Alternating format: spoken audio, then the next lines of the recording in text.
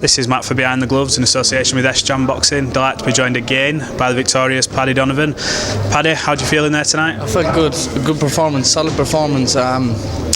Training's been tough at home. It's not ideal, not the way I wanted to come into this fight, but I boxed well, performed well, and got a great win. Your man, as I said, and everyone knows how tough he is and how strong he is, and the opponents, the caliber of opponents he's fought. So there's not easy going there and stop a guy like him. So it proves that I'm a world-class fighter, and I'm going to improve and get better. Keep listening to Andy, my dad, and Sean Kelly is training me at the moment, and I'm going to keep building and keep improving and getting better.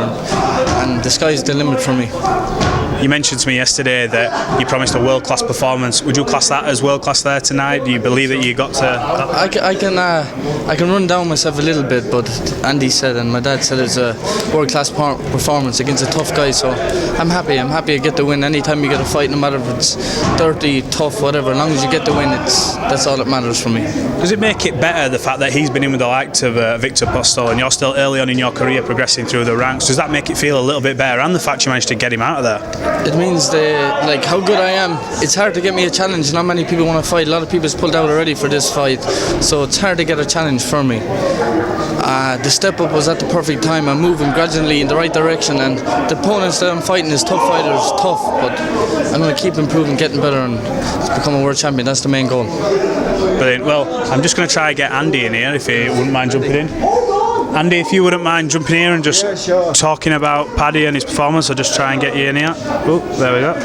Andy, talk to us about Paddy's performance. I spoke to him yesterday. He says he believes world class and he'll put on a world class performance. Was he world class in there tonight? He showed signs of world class. Definitely glimpses of it. Still a lot of things to improve on and work on, which is good as a coach. You want to see that as well. But he has the talent. He has world-class talent, definitely. Yeah. How far do you believe he can go? We see him around the likes of yourself, former world champion, around the likes of Tyson Fury, and we know what he's doing in the game. How far can this kid go? Well, that's why I brought him to the Tyson Fury's camp, because to see how, so he can prepare himself for that stage and those type of camps, those type of fights, those type of events, and yeah, that was my thought process, and he will be there. All going well. It's my job to get in there, train him, and we had a difficult situation with this fight because we couldn't train together due to COVID. His dad and Sean Kelly trained him, and they did a great job. And yeah, he had a hard fight, but it was a good fight to learn from. We can watch that, sit down, watch the tape, and see loads of things that we can pick up and improve on. Paddy mentioned to me previously yesterday that he finds it difficult getting sparring. Is that the mark of how good he is, the fact that people aren't interested in sparring him? I know we've got COVID at the minute, but he was saying, listen, I just can't get the sparring. Is that becoming a bit of a problem for you? It really is, and the sparring and the fights, we can't get anyone to fight him. Like that, the guy there, Paddy only had 5 fights and that guy had 20 fights. He'd been in with a former world champion, went the distance, and Paddy fought him and stopped him. So listen, they're struggling to get opponents, I'm struggling to get sparring partners.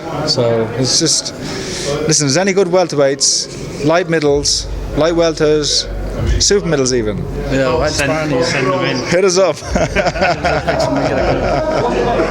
The problem is, the better opponents you get, you don't really tend to take a backward step. You've now had that next level opponent. Is the plan for you in 2021 just to keep progressing in terms of calibre of opponent and try and work towards getting a first title? Yeah, we're on a great road at the moment. We're picking the right opponents, tough fights, moving gradually up the ladder. And yeah, we want to build a record up. We don't want to be getting over-cocky or overconfident. I have a lot to do, I have a lot to work on. I'm still young. It's going to be a very, very tough road to be a world champion, but that's the goal. I'm willing to take these journeys and these sacrifices to do anything to become that. And Andy's going to help me pick the right fights at the right time, and Andy's going to guide me right up there.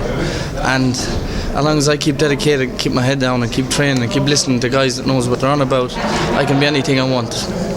Brilliant. Well, Andy Lee, Paddy Donovan, thanks for talking to Behind the Gloves, and wish you all the best for 2021. Appreciate your time. I might just say something about the last question. His last 2 opponents, like he's 6-0 with 4 knockouts now, but his last 2 fights have been real fights. Like I'm not talking about anyone. Look at the other prospects around they're fighting guys with 3 wins and 20 losses. You know, he's fighting real, and this it's all part of his education and his learning experience. So that's where I see the value in these fights for him, and that he's actually learning as he's progressing. And like you said, it's a difficult situation for us because he can't step up, and he's only 22. He still needs experience, you know. So we got to be we have to walk a fine line. Yeah, I think, you know. Well, we'll look forward to seeing how you progress over the next year, and all the best for the future, bud. Thank you. Hey Fight fans, it's Michelle Joy Phelps. If you haven't already subscribed to our YouTube channel, make sure you do so by clicking this icon right here, or else